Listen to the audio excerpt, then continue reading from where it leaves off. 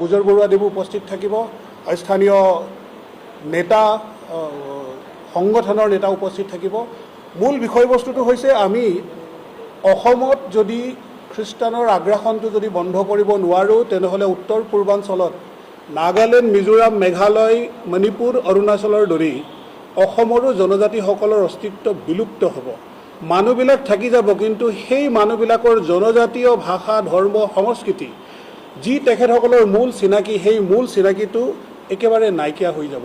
সেইকাৰণে আমি শংকা কৰিছোঁ, এই সংকটৰ পৰা পৰিত্ৰাণ পাবলৈ জনজাতি ধৰ্ম সংস্কৃতি সুৰক্ষা মঞ্চই এই আন্দোলনটো আৰু তীব্ৰতৰ কৰিবলৈ গৈ আছে। গাঁৱে গাঁৱে সেই বিষয়ে সজাগ কৰা, কিয়নো এই যিটো ধৰ্মীয় আগ্ৰাসন, এই ধৰ্মীয় আগ্ৰাসনটোত কোনো আধ্যাত্মিক মূল্যবোধ আমি দেখিবলৈ পোৱা নাই। আমি কৈছোঁ এয়া সম্পূৰ্ণ অনৈতিক আৰু অসাংবিধানিক। কিয় কৈছোঁ সেই বিষয়ে আপোনালোকক মই ক'ব বিচাৰিম। যদি এইটো নৈতিক হয় বা আধ্যাত্মিক হয় তেনেহ'লে আপুনি প্ৰশ্ন কৰক আমাৰ সাধাৰণ অজলা সহজ সৰল ট্ৰাইবেল মানুহবিলাকে ধৰ্মৰ বিষয়ে কিমান জ্ঞান আছে।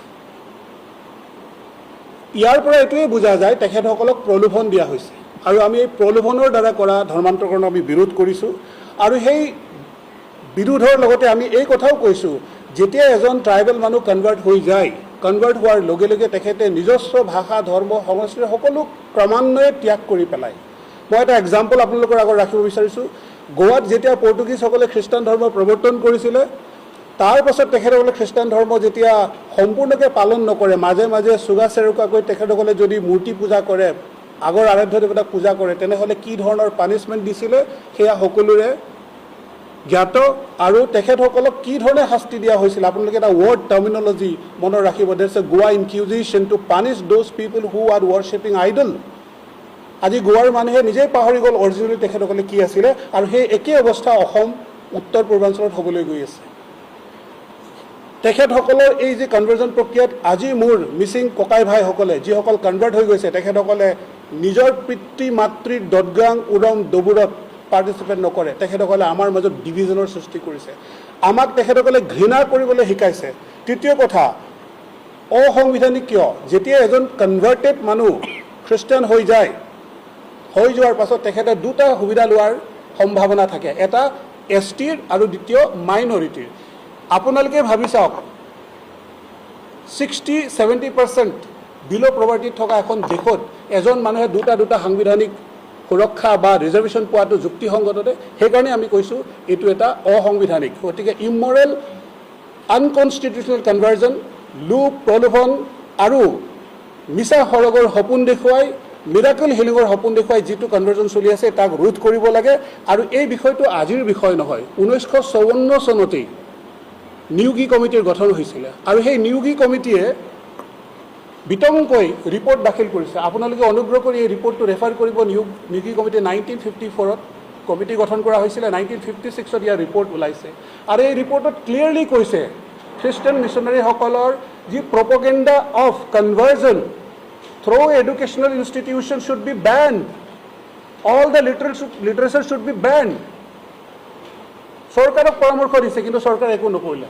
অলপ আগতে আমাৰ সন্মানীয় সংগঠন মন্ত্ৰী ডাঙৰীয়াই কৈ গৈছে, 1967ত কাৰ্তিক উৰাওদেৱে আকৌ JPC গঠন কৰি এই বিষয়ে দুবাৰ বিবেচনা কৰিবৰ কাৰণে তেখেতে বাধ্য কৰাইছিলে, কিন্তু অতি কৌশলেৰে ইন্দিৰা গান্ধী চৰকাৰে সেই যি প্ৰস্তাৱ আছিলে, সেই যিটো ৰিপৰ্ট আছিলে, সেইটো আজিলৈকে ছাইডত থৈ দিলে।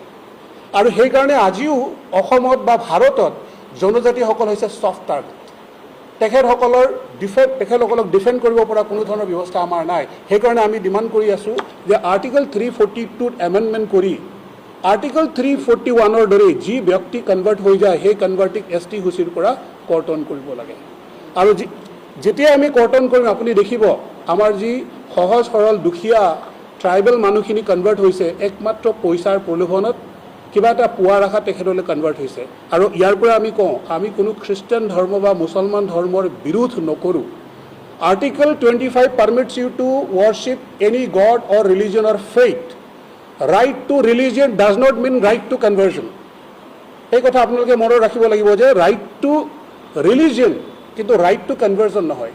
গতিকে আপুনি ধৰ্ম গ্ৰহণ কৰিব পাৰে, আপুনি যদি স্বইচ্ছাৰে নিজৰ বিবেক বুদ্ধিৰে সেই ধৰ্ম গ্ৰহণ কৰিছে, আমাৰ কোনো তাত আপত্তি নাই। কিন্তু আপুনি যদি অনৈতিকভাৱে আনকনষ্টিটিউচনেল ইমৰেলি পইচা প্ৰলোভন মিছা সৰক মিছা হিলিং যদি প্ৰমিছ কৰি মানুহজনক ধৰ্মান্তৰ কৰিছে এইটো অনৈতিক হয়।